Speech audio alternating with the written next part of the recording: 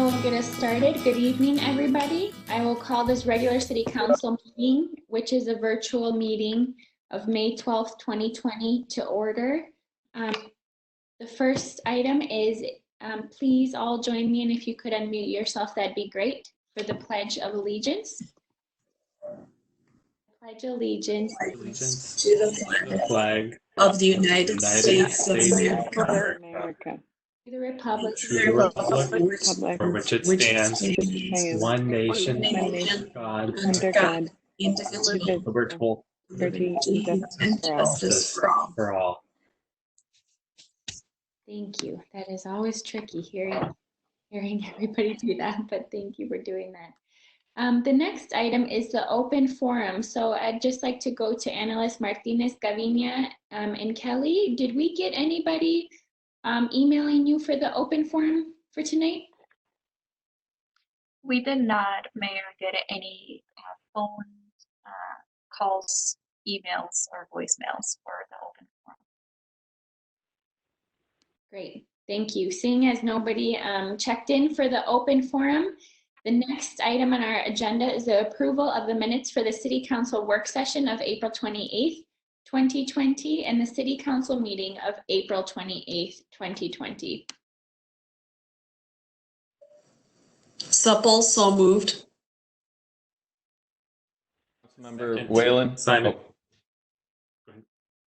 Second, Councilmember Troutman. The minutes have been approved. The motion was made by Councilmember Supple and seconded by Councilmember Troutman. Any questions or comments from council members? All right, all in favor? Oh, sorry, and Analyst Martinez Gavinia, could you please take roll call? Yes. Mayor Reagan Gonzalez. Aye. Councilmember Supple. Aye. Councilmember Troutman. Aye. Councilmember Garcia. Aye. Councilmember Whalen. Aye. We have 5 ayes. Great, the minutes have been approved. Hello, welcome Councilmember Garcia, how are you? I'm doing good. Thank you. How are you guys doing? We're doing well, nice to hear you. Good. All right. When my hair's a little longer, then I'll put myself on the camera. Thank you. The next item on our agenda is the equity in the times of COVID-19 pandemic proclamation. So I will read the proclamation and then just talk a little bit more about how we are centering equity at the City of Richfield during the pandemic. So this is a proclamation of the City of Richfield. Whereas the City of Richfield is committed to acting courageously to advance equity and create a vibrant, safe, and healthy community where people of all races thrive, and where emerging COVID-19 infection and mortality data illuminates disturbing, disproportionate impacts on Black, Indigenous, and people of color, most specifically African American communities. And whereas Black, Indigenous, people of color, undocumented Minnesotans, people with disabilities, and people with disabilities are more likely to be low-wage, essential frontline workers, such as service workers and healthcare workers, and thus are at a higher risk of exposure and disproportionately burdened by the virus and its impacts. And whereas the state of Minnesota has recently seen a rise in reports of discrimination towards the Asian American community, and whereas we recognize the unequal allocation of power and resources as a root cause of racial and other health inequities, and whereas our city commits to lifting up the health and social needs of our most marginalized members of our community, sharing examples of how centering their needs can ensure that we are all safe and healthy. And whereas our city commits to providing targeted education and resources and information to communities of color, immigrants, refugees, and people with disabilities who are realizing significant adverse health and socioeconomic impacts. And whereas our city commits to standing in solidarity against xenophobic and racist attacks on Asian Americans. And whereas our city will work side by side with community partners to identify and address the ways that this infection may exacerbate existing inequalities in our communities and how they can reduce these inequities. And whereas this moment is an opportunity for our city and community to better understand how we are all impacted when some of us lack unequal access to resources, health, and opportunity. Now, therefore, I, Maria Regan Gonzalez, Mayor of the City of Richfield, do proclaim that the City of Richfield commit to centering equity in our community's response to the COVID-19 global pandemic in partnership with our surrounding cities of Bloomington and Edina, proclaimed this 12th day of May 2020. And then I just wanted to share with folks a little bit about, so when we have proclamations, we want to ensure that we're also taking action to support our proclamations. And I wanted to share a little bit about what we have been doing to do what we can to ensure equity in our response to COVID-19. So a few examples of that include that our City of Richfield staff have been active and participating members in the Government Alliance of Race and Equity that is really focused on helping cities determine our role in advancing racial equity and making sure that we are doing a great and excellent job for all of our residents, regardless of race. We also have a city staff team called the CARES team, which is focused on multiple activities, focused on equity at the city. So they are really the leaders that have been participating in GARE, but then also responsible for implementing that work at the local level here in Richfield. So thank you so much for the staff that are leading that CARES team. And we also have the CARES team who's holding regular facilitated conversations. And this was before COVID, so this was already happening to help kind of educate and broaden our conversation to all of our staff across the city, and to really just provide space that does normalize conversations surrounding race and equity issues.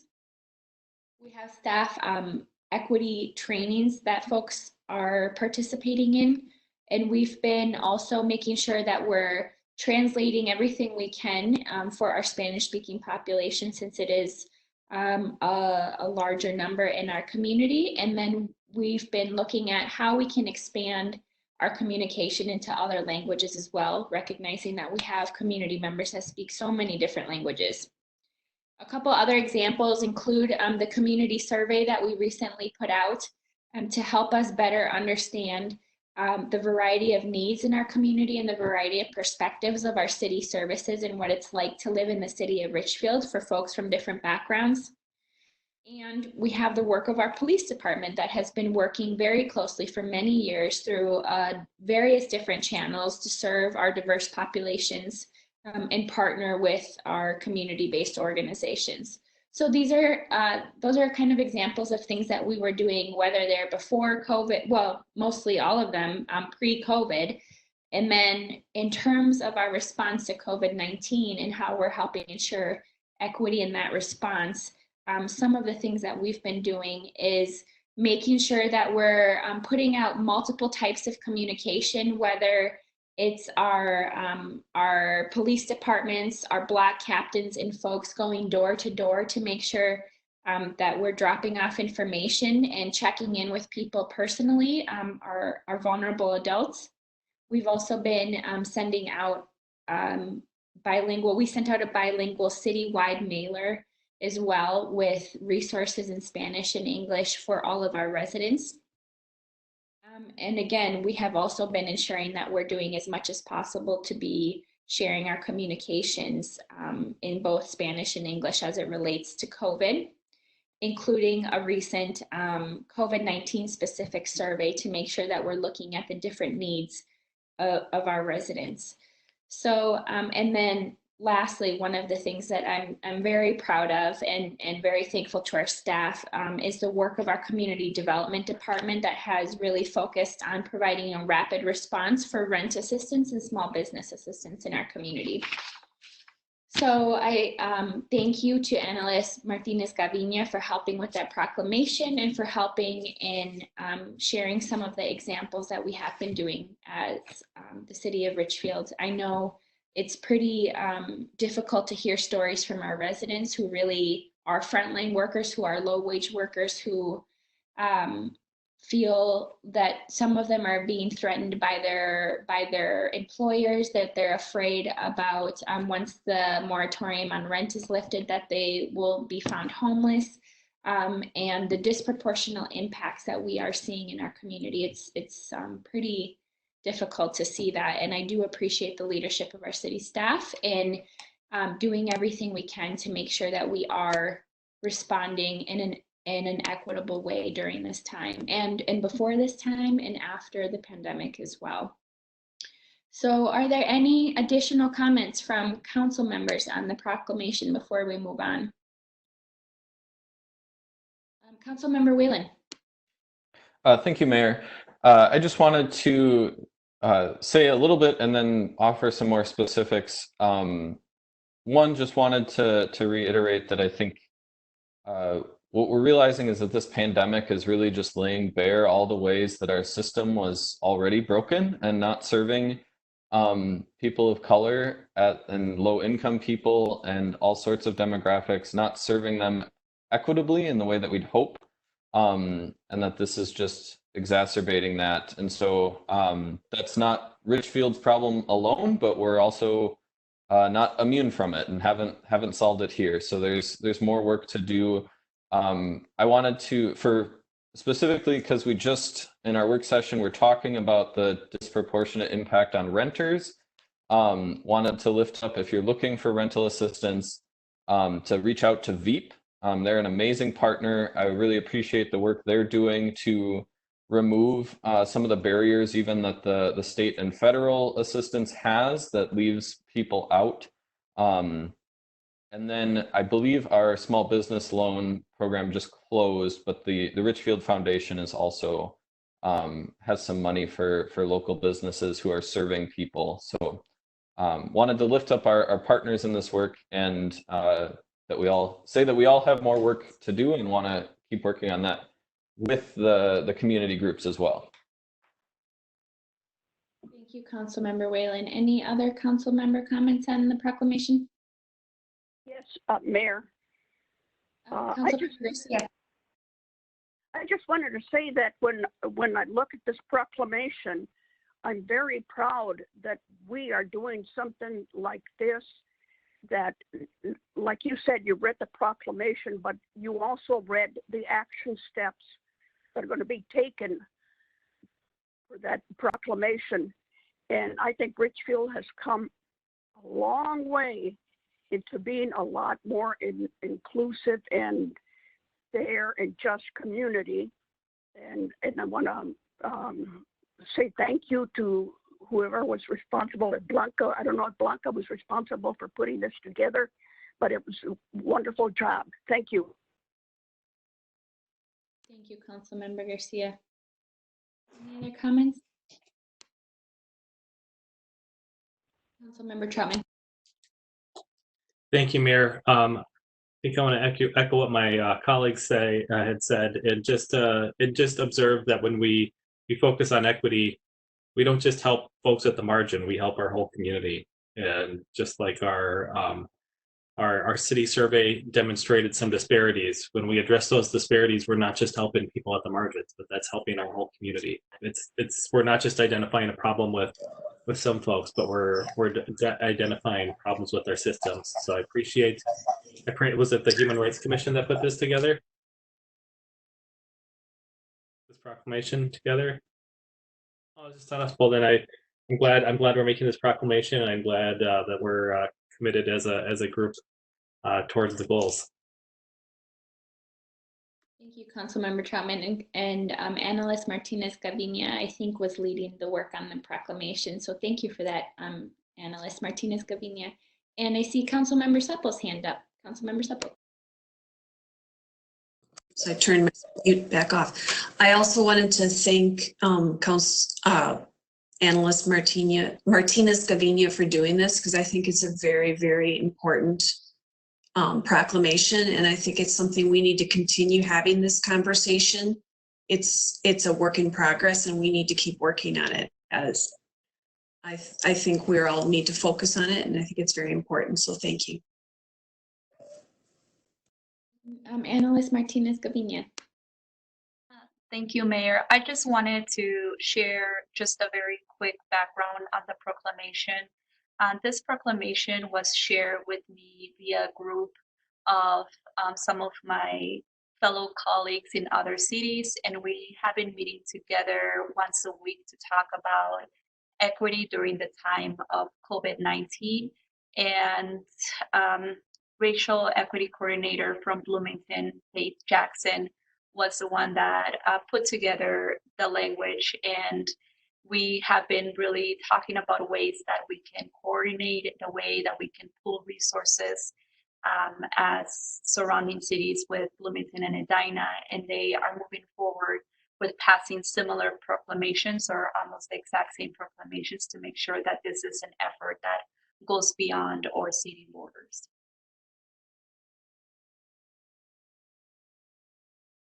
Thank you very much. Any other comments on this? Okay, thank you. Seeing as there's no other comments, I will move to the next item on our agenda, which is the approval of the agenda. Councilmember Whalen, so moved. Councilmember Troutman, second. Thank you. The motion has been moved. The approval of the agenda has been moved by Councilmember Whalen and seconded by Councilmember Troutman. Analyst Martinez Gavinia, could you please take the roll call vote? Yes, Mayor Reagan Gonzalez. Aye. Councilmember Supple. Aye. Councilmember Troutman. Aye. Councilmember Garcia. Por supuesto. Councilmember Whalen. Aye. We have 5 ayes. Thank you. The agenda has been approved. The next item is the consent calendar, and that will be with City Manager Rodriguez. Thank you, Mayor. The consent calendar contains several separate items which are acted upon by the City Council in one motion. Once the consent calendar is approved, the individual items and actions are also approved, and there's no further council action necessary. On tonight's consent calendar is just one item, item A. Consider adoption of a resolution authorizing the city to affirm the monetary limits of it on a statutory municipality tort liability. I submit that item for your consideration as part of the consent calendar. Thank you, City Manager Rodriguez. Is there a second in a motion for the consent calendar? Second the motion. I'll move to approve. Motion. All right, I'll second Councilmember Garcia's motion to approve the consent agenda. Supple. Thank you. The consent calendar, there's a motion to approve it by Councilmember Garcia and a second by Councilmember Supple. Analyst Martinez Gavinia, could you please take the roll call vote?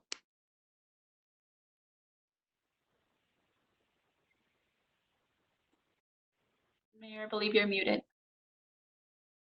Oh, sorry, I didn't hear you. Aye. Councilmember Supple. Aye. Councilmember Troutman. Aye. Councilmember Garcia. Aye. Councilmember Whalen. Aye. We have 5 ayes. Thank you. The consent calendar has been approved. Before I go to the next item, I just want to let folks know, staff know, that I just got a message from a resident saying that the meeting is live on YouTube, but there's no sound and there is no picture. It just says that it's waiting for it to start at 7:05. So that's on YouTube. So I don't know if there's a way to check that and help fix that if possible. Thank you, Mayor. I will have someone look at that. They can also watch it on our website or on channel 16. I will let them know. Thank you. The next item on our agenda, let's see here. will be for Councilmember Supple, item 5. Thank you, Madam Mayor. Item 5 is to consider approval of a first reading of an ordinance creating an affordable housing trust fund. Some of the context for this is in 2017, the state legislature approved legislation to allow cities to establish housing trust funds in order to facilitate affordable housing efforts in the state. On April 28, 2020, the City Council adopted an emergency ordinance to provide emergency rental assistance to residents financially impacted by the COVID-19 crisis. The city and HRA attorneys recommended that the city adopt an affordable housing trust fund as a mechanism for providing rental and other housing assistance that may be needed on a longer-term basis. So this is a tool that can be used to support the preservation and creation of affordable housing in the city. Through its trust fund, the city can support the rehabilitation and preservation of existing affordable housing, promote the development of additional affordable housing, and assist individuals with rental and down payment assistance. Staff recommends that the city establish its own trust fund to further its affordable housing efforts. The city's Housing and Redevelopment Authority would administer the trust fund on the behalf of the city. Initial funding for the trust fund will come from the HRA's Capital Improvement Fund. Additional funding would be identified through the regular budget process and be reported to the council on an annual basis. Sources of funds for the trust fund could include, but are not limited to, donations, bond proceeds, grants and loans from a state, federal, or private source, appropriations by local government, investment earnings, pooled tax increment financing, and economic development authority and HRA levies. So does the staff have anything they would like to add to that? Thank you, Councilmember Supple and Mayor and council members. No, I think you really encapsulated it very well. This is really a conduit, a mechanism for funding. It's not a source of funding. It just allows us a place to deposit housing funds and some legal authority to use those funds as at the city level for affordable housing. So with that, either Housing Manager Julie Urban or myself are available for questions you might have.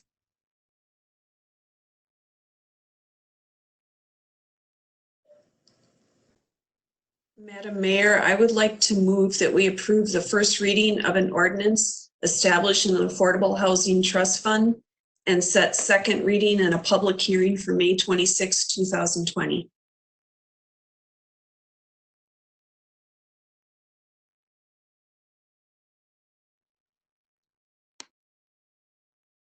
Second.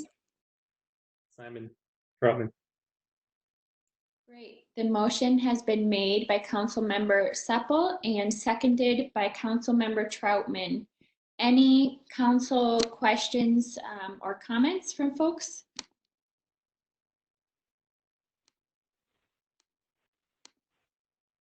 Sorry, I'm having a little trouble seeing cameras here. Is there anybody? Yes, Mayor. Councilmember Whalen. Thank you. I really appreciate this. I'm glad that we had the quick turnaround from the, we worked on the temporary emergency one at the last meeting, and I'm excited to see the work on a permanent one. I think there's many good things we can do with this, many of which we're already doing, but that this gives us some more power to do. It also, we'll see what happens now with kind of the uncertainty at the state level, but there's been talk about state matches to local funds like this. So I think this is really great that we could maybe leverage some more funding in the future to support our housing efforts. The one fairly major concern I have, that's not for how we would use this now, but for how it could be used in the future, is that the state has defined these affordable housing trust funds in their in their statute that gives us the authority to do this, they've defined it as serving up to 120% of area median income, housing for people making 120% of area median income, which would, I know that the current leadership, both staff and council and HRA, have designated that our programs be for generally for rental, it's people making under 50% of AMI, and for home ownership under 80% of AMI, which I think is I mean, we've had numerous conversations about targeting our city funds to the more deeply affordable housing. As it stands now, if the language that we have, if we were to pass it as such, a future us or a future leadership group with different values could use this money to subsidize like what currently would be like a $2,400 a month 1-bedroom apartment, and that would be part of what this affordable trust fund or housing trust fund is used for. And so I would like to I know that none of our current programs could do that, none of the programs that would actually use this funding. But I would like to propose an amendment that we in section 2.03 just cross out that whole section, persons of moderate income, the definition of 80% to 120% of AMI. And then at the end of section 3.01 and the end of section 5.01, instead of saying persons of very low, low, and moderate income, that we would just say persons of very low and low income.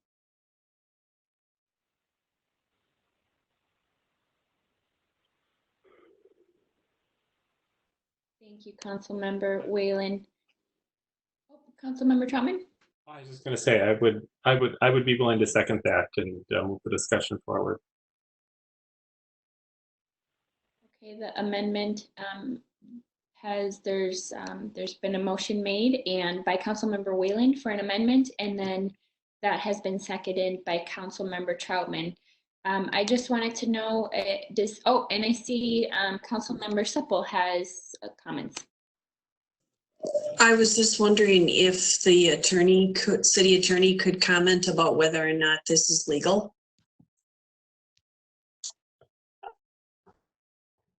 Mayor and Councilmember Supple, first, just procedurally, you have a motion and a second already on the table. So I think that you should take action on that and then go back.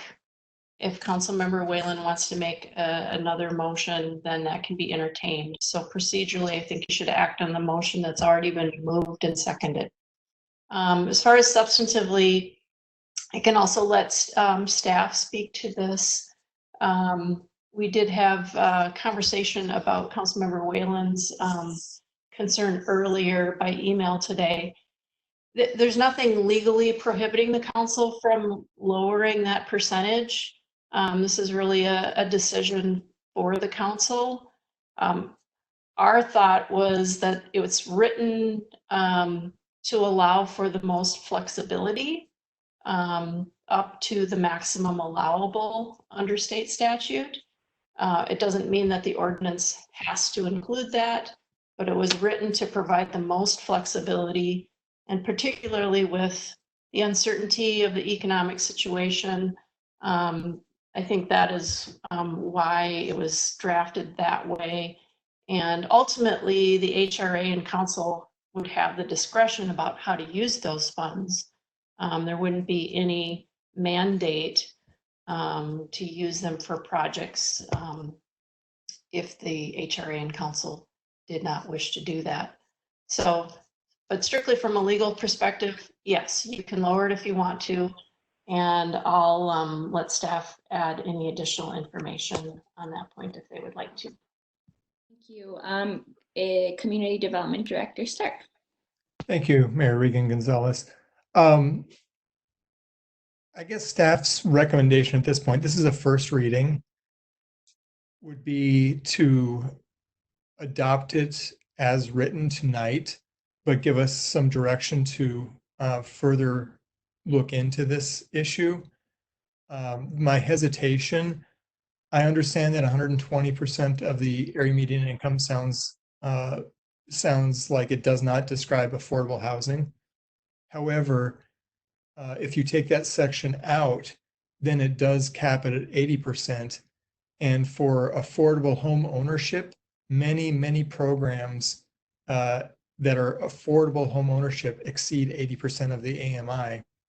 And so I would hate to foreclose on the possibility of future affordable home ownership programs for people to own homes at 90% of the AMI or 100% of the AMI, or as is the case with tax increment financing for affordable housing. I believe that that is targeted at 115% of the AMI. So again, because it's a first reading, a final decision doesn't need to be made tonight. Thank you. Thank you, Director Stark. I'm just gonna, I know that procedurally we should move forward with the first one, but I just want to continue the discussion now. Any council member Whalen, any response to that, or from other council members on this discussion? Council member Whalen? Thank you, Mayor. Yes, and I do appreciate Director Stark's reminder about the home ownership programs, and that I will do some more research before the second reading and can further discuss with staff about what the prices look like there. But I guess knowing that in our conversations that have focused more on affordable rental units, we're trying to make things affordable down to below 30% AMI. And I think if we are sharing our resources at such high levels, the chances of convincing developers and others to produce units that are affordable at the lower end seems lower to me. And I guess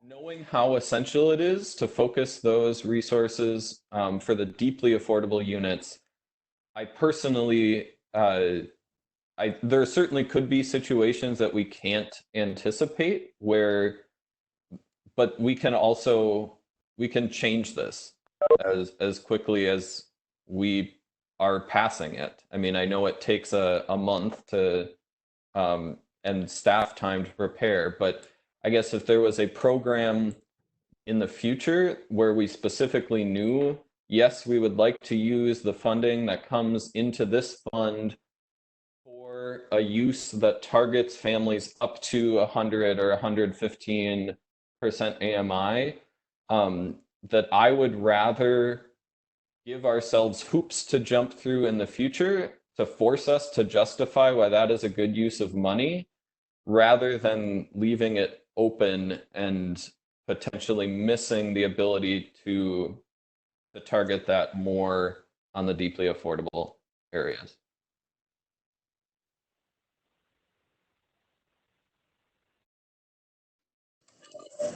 I wanted to comment on both these proposed amendment and also the original. As far as the original, we just had a work session where we looked at the results of a survey about the COVID-19 epidemic. And there was a lot of concern amongst the community about rental assistance and that was causing major stress for a lot of people in our community. So I do think it's very important that we pass this ordinance, because this is a way to provide funding for that. And that's a stressor on a number of people in our community. And I think it's important to provide that stability for people so that they're not worrying about losing their homes. And so I think the rental assistance is very, very important. And I think we've made a commitment to that. So I'm supporting the ordinance. As far as the amendment, I would like to get more information about it, because one of the things I've been concerned about in the past is when we've done studies is we have a great disparity in home ownership, and there is not equity in home ownership.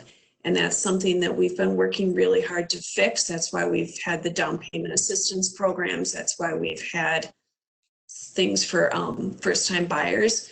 And so I don't want to inadvertently have an unintended consequence. And we're trying to fix that situation. So I don't want to make it worse, even if we have really good intentions. So I'd like to see further study on that before I make a decision. Thank you. Additional, Councilmember Troutman. Thank you, Mayor. I just want to agree with Councilmember Supple. One, in the short-term priority of providing rental assistance, and just for folks who may be homeowners who are watching. A number of interesting things in the survey that Neil Rowland put together for the city recently is that a third of our community are renters. It's 1 in 3 people in Richfield are renters, and if there's an interruption in income or a homeowners, if they have a mortgage, will likely be in their home for close to a year, maybe not quite a year, before they have to find a new living situation, and will be in a much better place than for renters who even after day one of not paying rent are vulnerable to an eviction process. And so if we can come beside and alongside renters, that's a really high priority. But with the concerns and the questions that staff brought up specifically with regards to giving people the opportunity to be home ownership, I wonder if Councilmember Whalen, if you would consider holding your amendment until next week, or not next week, but till our next session, after we have a chance to get a little more information on the proposal.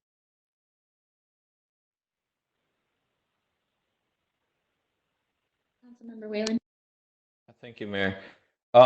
Yes, I'd be open to holding off, and probably was trying to clarify the content with staff, but wasn't sure on the process. So yes, if it is open to being amended at the second reading, I'm comfortable waiting till then, getting some more research. I appreciate everyone's thoughtfulness around this and willingness to take seriously our call.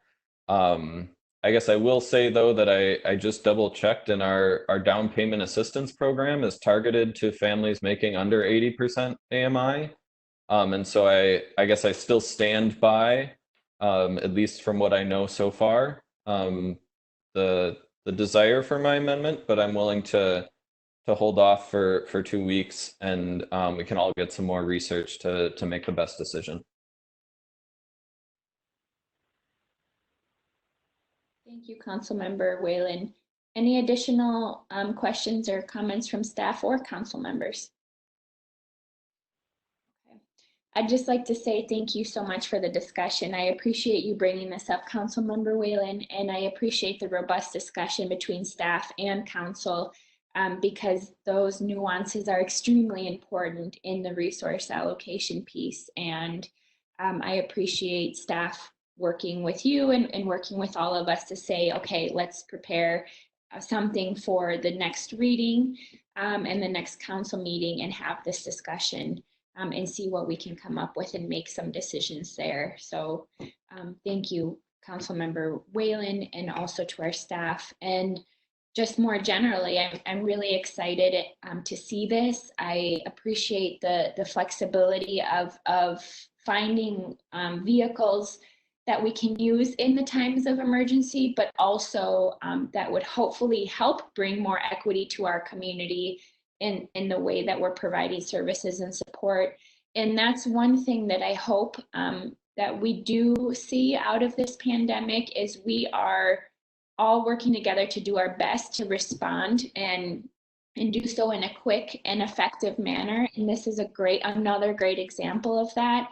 And it's another great example of not only something that we'll be able to leverage now in this crisis, but then in other difficult times and situations, and in times when we aren't in crisis as well. And I really do hope to see more things like that coming out of this. And I definitely appreciate the work that our staff have been doing to bring this to us. So thank you very much for that. All right, so I believe the motion, so the amendment, Councilmember Whalen did pull that off the table, and the initial motion was made and seconded. City Analyst Gavinia, could you please take the roll call vote? Yes, Mayor Reagan Gonzalez, Aye. Councilmember Supple, Aye. Councilmember Troutman, Aye. Councilmember Garcia, Aye. Councilmember Whalen. Aye. We have 5 ayes. Thank you. The motion has been approved. The next item is for Councilmember Garcia, item number 6. This is a consideration of a resolution granting an extension of land use approvals for a plan unit development at 101 66th Street East. This is also known as the EMI project. In June of 2018, the City Council approved the development plans for a mixed-use building with retail space and 31 apartments at 66th Street and First. Due to the delays in securing financing, I just lost my place here. Identifying a general contractor and construction was delayed. In 2019, the council granted 1-year extension to get the project underway. Well, they had hoped to be under construction this spring. Because of this pandemic, it's led to a second extension requested by the applicant, which is PLH and Associates. Though construction on the project has not begun, the initial building permit applications were submitted to the inspection division in the summer of 2019.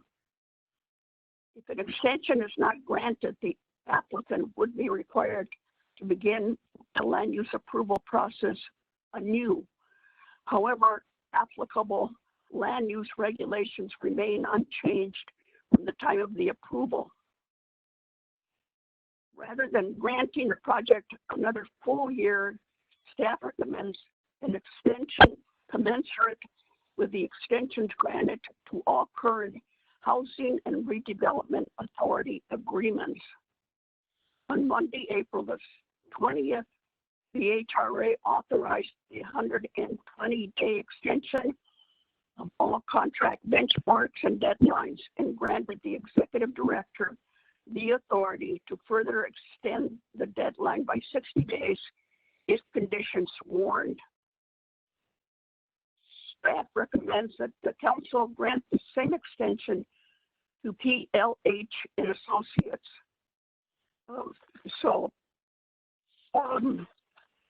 This land approval for this project was scheduled to expire June 26, 2020.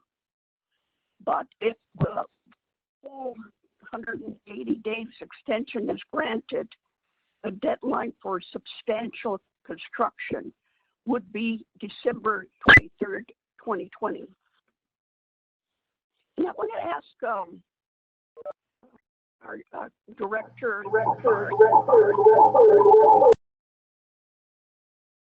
Hello.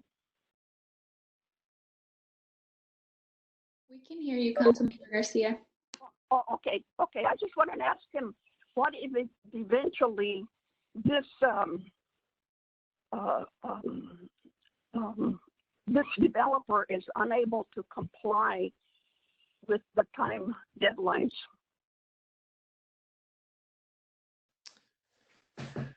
Yes, thank you, Councilmember Garcia and members of the council. First, I'd start by saying that on pretty much every big project, I would say at least 75% of the larger projects, a developer has to ask for at least one extension. This is a little unusual in that this is the second extension being requested, but we're obviously in unusual times. If at the end of if the extension is granted, and at the end of that period, the developer is not able to get the project under substantial construction, then they would have to go back through the whole process from scratch. That would include having neighborhood meetings, going to the planning commission for a public hearing in front of the planning commission, going to the city's administrative review committee to have all their plans reviewed. And so it would, it's typically like a 60 to 90 day process from the time that they would begin it. Mhm. Now, but the developer can sell this particular piece of property to another developer, am I right? That's true. And I would note that the developer is on the call tonight. But yes, if the developer has land use approvals, they can sell that approved project to another developer that could pretty much assume those approvals as long as they don't change the project from what was originally proposed. They could sell that with the approvals intact. Okay. Thank you, John. You're welcome. So I will move that we adopt a resolution granting an extension of up to 180 days for a conditional use permit and final development plan for a planned unit development at 101 66th Street East. Supple, I'll second. Thank you. The motion has been made by Councilmember Garcia and seconded by Councilmember Supple. Additional questions or comments from council members? Okay. And then I just wanted to clarify with Director Stark. So you had said that if this extension is granted and they don't complete starting the work within that extension, it does not come back for a request for an additional extension. It would for sure have to start the process over again, or there is the possibility to come back and request an additional extension. Yes, there is the possibility just in perpetuity to come back and request extensions. I can't recall staff ever suggesting that a fourth extension occur. With the Lindale Gardens, we did, I believe, recommend a third extension, which is what we're doing here. I'm sorry, second extension. And we did the same with Lindale Gardens. I don't believe we've ever gone ahead beyond that and recommended an extension. We'd have to look at the circumstances, but I wouldn't think that would be the case. Thank you for making that clarification. And I would say, just from my perspective, remembering the concerns of our residents around and the neighbors around the financing piece on this project, and then granting a second extension, it makes sense to me to support this right now. But I do appreciate you saying that to continue granting extensions for this project or any other project may not make sense, and that we would have to take it on a case-by-case basis, but that this is really not how we've done things in the past and might not make sense moving forward. So I personally feel comfortable with this extension. I don't know that I will feel comfortable, but obviously would need more information on an additional extension. Councilmember Whalen. Thank you, Mayor. I just wanted, since we do have the developer on the call, this got approved before I was on council, so I wanted to introduce myself. I'm Councilmember Whalen, and would just, if the developer is willing, I'd love to hear the 1 or 2 minute version of kind of an update where things are at, and the likelihood that this can be completed within the extension that is roughly half what you were requesting, but I think is the appropriate amount to be giving at this point.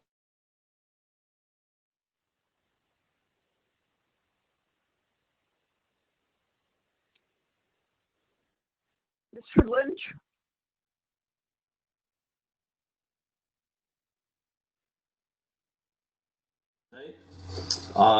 To answer Mr. Whalen's question,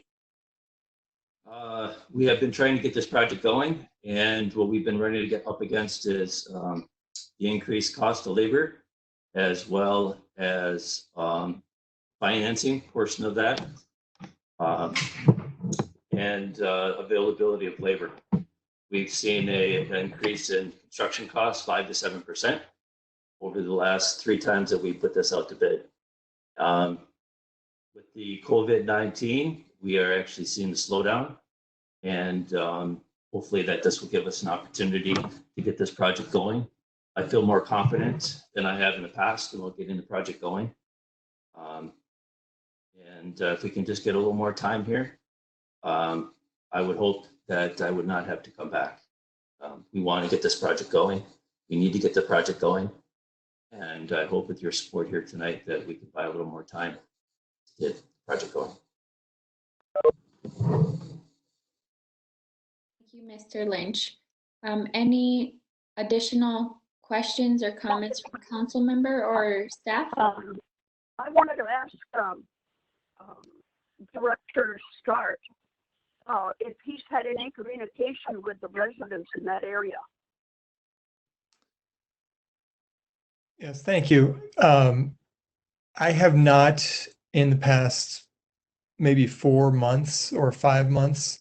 I don't think it's a secret that the neighborhood was fairly critical of this proposal. I think that was a lot of that was based on unknowns. It's unknown who the retail tenants might be. And I do believe that gave the neighborhood quite a bit of concern. I would say that with an extension like this, that's something we do not notice the neighborhood about. We never have. It's not a requirement.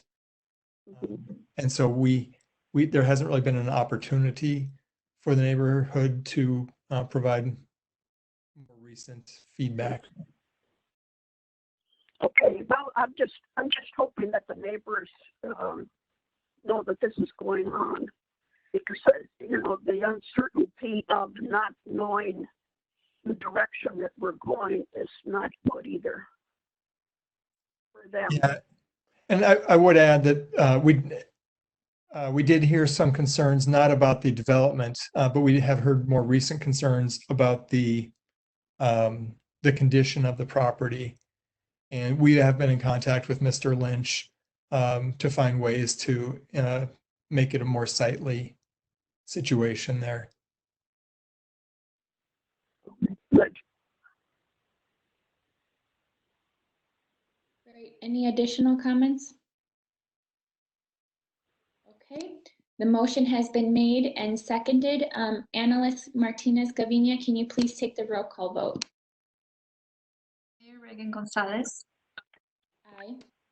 Councilmember Supple, Aye.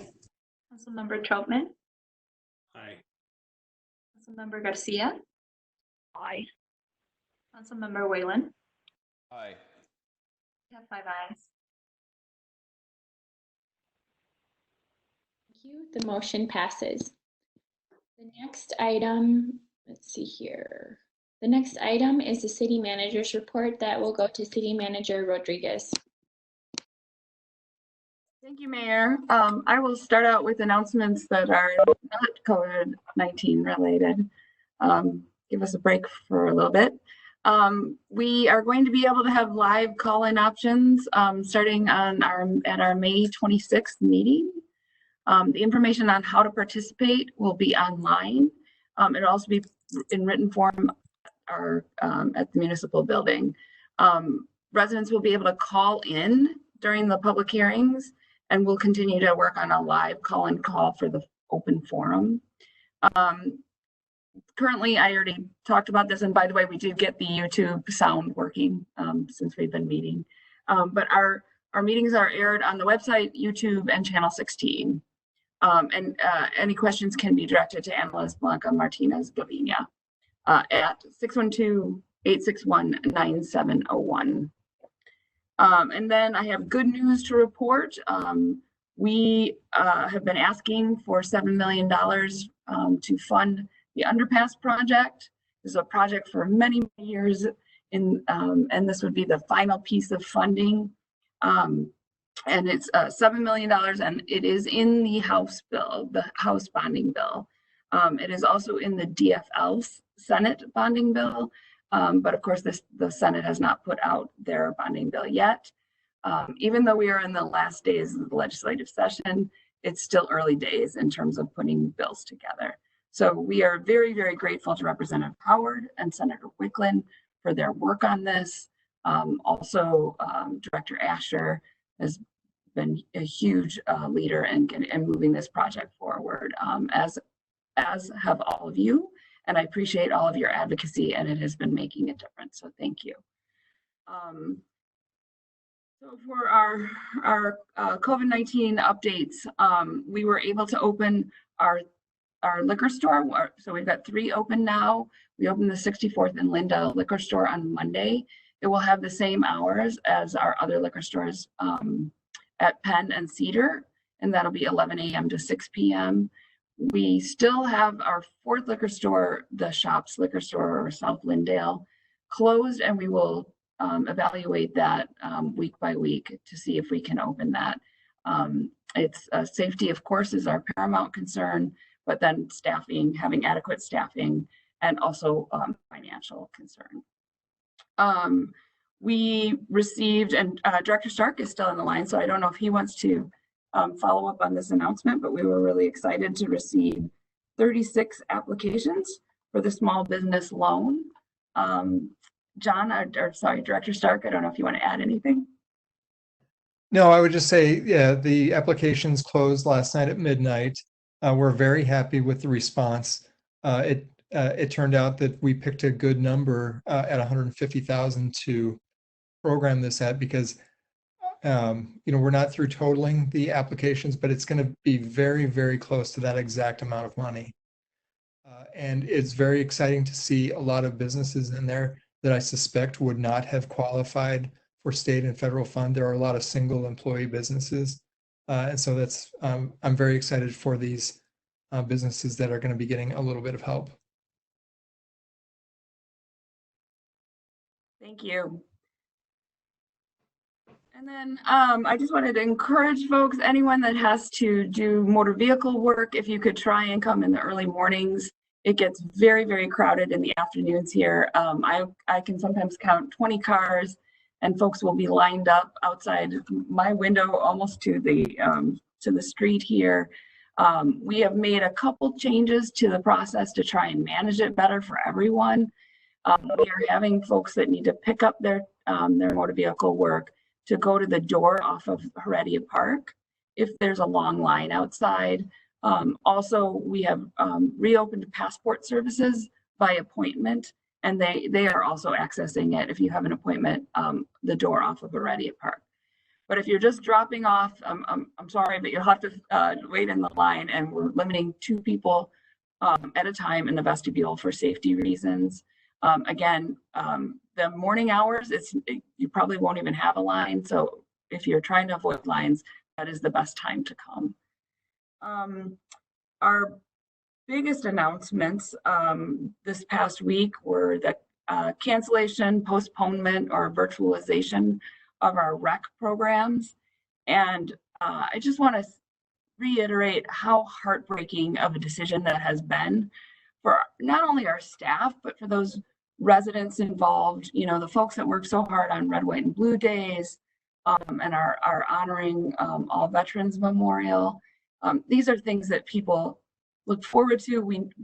Minnesota shines in the summer, Richfield shines in the summer, and these decisions are made with a lot of anguish. And I know that residents are disappointed, and we share that disappointment, and just hope that everyone understands that we're doing this for everyone's safety.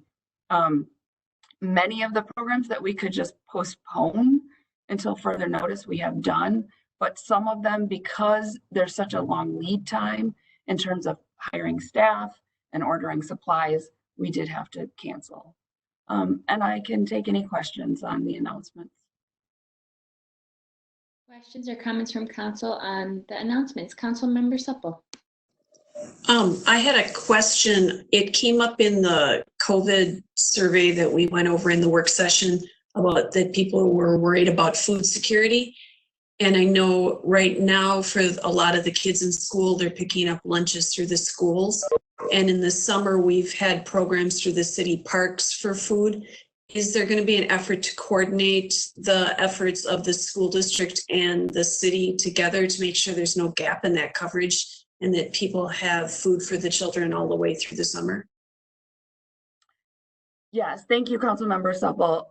We have been in touch with the schools already. Director Markle is Superintendent Unowski. We also were on a call with Superintendent Unowski earlier in the week with Mayor Regan-Gonzalez because they do lose funding for that program on June 5th. So we're doing everything we can to coordinate with them and continue those programs. And if I can just add on to that, sorry, Superintendent Unowski and I have been communicating regularly. I just want to a shout out to Steve for his partnership in all of this. I appreciate the extra communication during this time, and a shout out for what the schools have been able to do. Thank you. Any other comments? Great. Thank you, City Manager Rodriguez, for that update. The next item is claims and payroll. We all know that goes to Councilmember Garcia. Thank you, Mayor. You know, before I do claims and payroll, I do have just some thoughts about the underpass, and I hope that, you know, right now the Republicans are asking for the state to open up, and so there's a little bit of negotiation that's going on with the legislature and the governor's office. But I just hope that, you know, opening up means being ready for, you know, for the economy to open up, and the economy will open up if there's jobs already in progress. So I'm disappointed that you know, that this has taken so long, and I think that we have worked on it for a long time, and we have really done a world of good in terms of you know, letting all our partners on the state government level and just you know, just work with them in a very, very good way, because, you know, this promises to be, you know, a big deal, you know, not only for Richfield, but for the whole region. So I would hope that we can rely on the governor and the legislature to make things happen for the betterment of our economy and the betterment of, you know, jobs that will need to be filled once this project gets going. And with that, I wanted to move claims and payroll, Mayor. Thank you.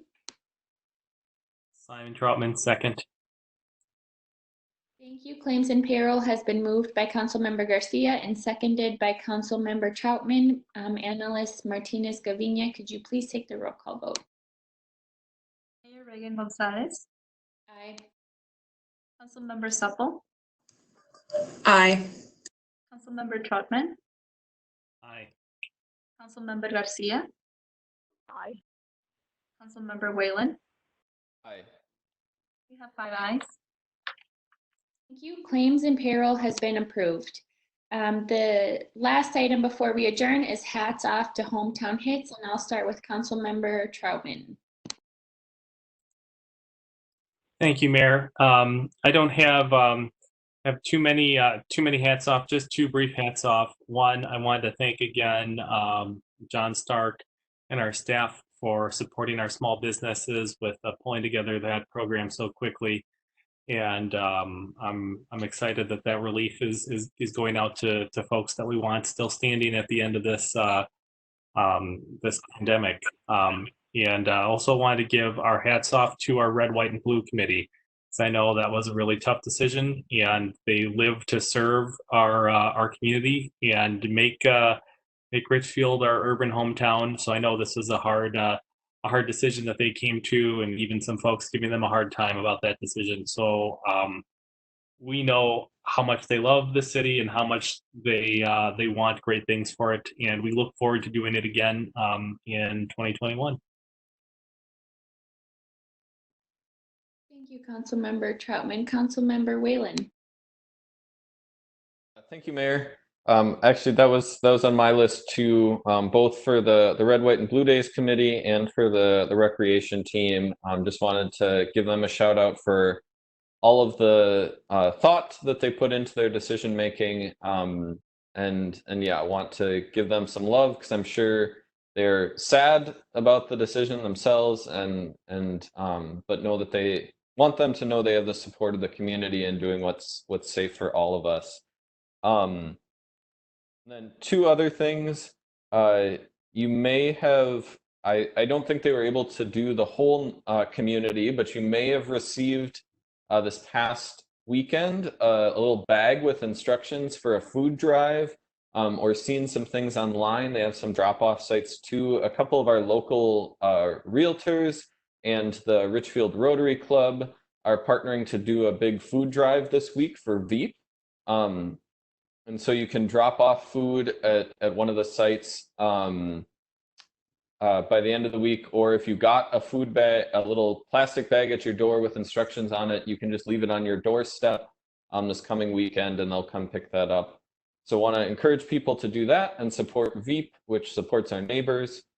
And then the last thing, just think a huge shout out is deserved for Neil and Kate, our communications team, on the resource letter.